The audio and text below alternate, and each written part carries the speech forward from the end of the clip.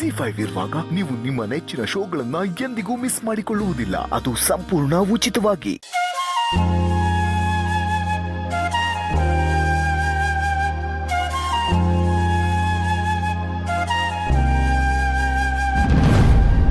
ಚಿನ್ನುಮರಿ, ನೀವಿನ್ನೂ ಸ್ನಾನಕ್ಕೆ ಹೋಗಿಲ್ವಲ್ಲ? ನೋಡಿ, ಹೀಗೆ ಯೋಚನೆ ಮಾಡ್ಕೊಂಡು ಕೂತ್ಕೊಂಡ್ರೆ ಪೂಜೆ ಲೇಟ್ ಆಗಲ್ವಾ? ನನಗೆ ಯಾವ್ದ್ರ ಮೇಲೂ ಮನ್ಸಿಲ್ಲ. ದಯವಿಟ್ಟು ನನ್ನ ಪಡೆಗೆ ನನ್ನ ಬಿಟ್ಬಿಡಿ.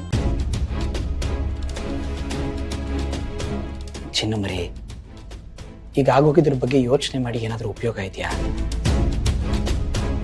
ಜೀವನ ನಿಂತು ನೀರಾಗಬಾರ್ದು, ಹರಿಯೋ ನದಿ ಆಗ್ಬೇಕಲ್ವಾ? ಕಷ್ಟಗಳನ್ನ ಹಿಂದೆ ಹಾಕಿ ನಾವು ಮುಂದುವರಿಬೇಕು.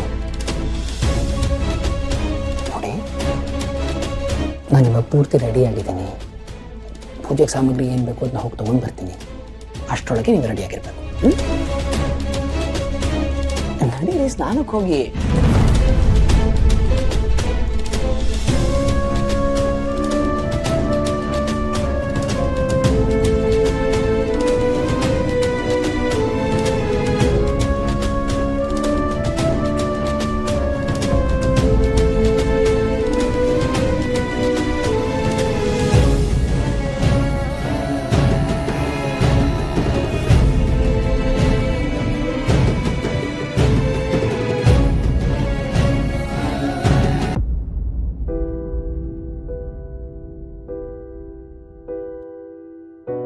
ಅಜ್ಜಿ, ಯಾಕಜ್ಜಿ ನನ್ನ ಜೀವನದಲ್ಲಿ ಹೀಗೆಲ್ಲ ಆಗ್ತಿದೆ?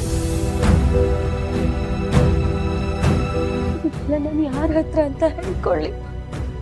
ಯಾರ ಹತ್ರ ಹೇಳ್ಕೊಡ್ರೆ ಇದಕ್ಕೆಲ್ಲ ಪರಿಹಾರ ಸಿಗತ್ತೆ? ಯಾರಿಗೆ ಏನ್ ಅನ್ಯಾಯ ಮಾಡಿದ್ದೆ ಅಂತ ನಂಗೆ ಶಿಕ್ಷೆ?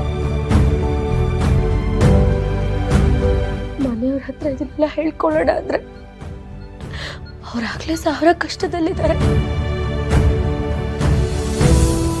ನಾನು ಇದನ್ನೆಲ್ಲ ಹೇಳ್ಕೊಂಡು ಅವ್ರಿಗೆ ಇನ್ನಷ್ಟು ಬೇಜಾರಾಗತ್ತೆ ಹೊರತು ಇನ್ನೇನು ಆಗಲ್ಲ. ಮಗುನೂ ಹೋಯ್ತು, ಮಗಳ ಜೀವನ ಹೀಗಾಗೋಯ್ತು ಅಂತ ಅಮ್ಮ ಇನ್ನು ಕೊರಗ್ತಾರೆ. ಹೇಳಜ್ಜಿ, ನಂಗೆ ಯಾಕೆ ಈ ತರ ಶಿಕ್ಷೆ ಸಿಗ್ತಿದೆ ಹೇಳು? ಅಷ್ಟು ಪ್ರೀತಿ ಮಾಡೋ ಗಂಡ ಅವ್ರ ನಡವಳಿಕೆ ನೋಡ್ತಿದ್ರೆ ನನಗ್ ಭಯ ಆಗ್ತಿದೆ. ಅಷ್ಟು ಪ್ರೀತಿ ಮಾಡೋ ಮನ್ಸು, ಅಷ್ಟು ಪ್ರೀತಿಲಿ ಎಲ್ಲ ಮೋಸ ಇದೆ ಅಂತ ನನಗೆ ಇವಾಗ ಅರ್ಥ ಆಗ್ತಿದೆ. ಇದರಿಂದ ನಾನು ಹೇಗ್ ಹೊರಗೆ ಬರ್ಲಿ ಅಜ್ಜಿ? ಇದನ್ನೆಲ್ಲ ನಾನು ಹೇಗ್ ಸಹಿಸ್ಕೊಳ್ಳಿ? ಇಲ್ಲ, ಮೊದ್ಲು ನಿನ್ನ ಇಲ್ಲಿಂದ ಅಮ್ಮನ ಮನೆ ಕಳಿಸ್ಬೇಕು. ಇವತ್ತು ಈ ಸ್ಥಿತಿಗೆ ಇದೆಯಾ ಅಂದ್ರೆ ಅದಕ್ಕೆ ಅವರೇ ಕಾರಣ. ನಿನ್ನ ನಾನು ಕಾಪಾಡ್ಕೋಬೇಕು, ಅದ್ ನನ್ನ ಕರ್ತವ್ಯ.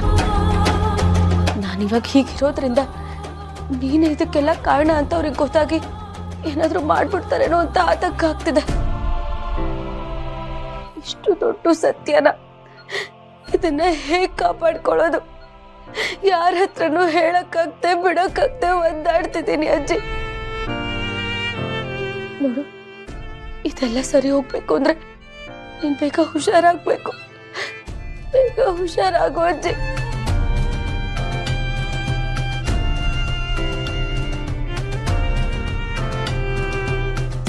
ಜಿ5 ಆಪ್ ಡೌನ್ಲೋಡ್ ಮಾಡಿ ಎಲ್ಲಾ ಸಂಚಿಕೆಗಳನ್ನು ಸಂಪೂರ್ಣ ಉಚಿತವಾಗಿ ನೋಡಿ.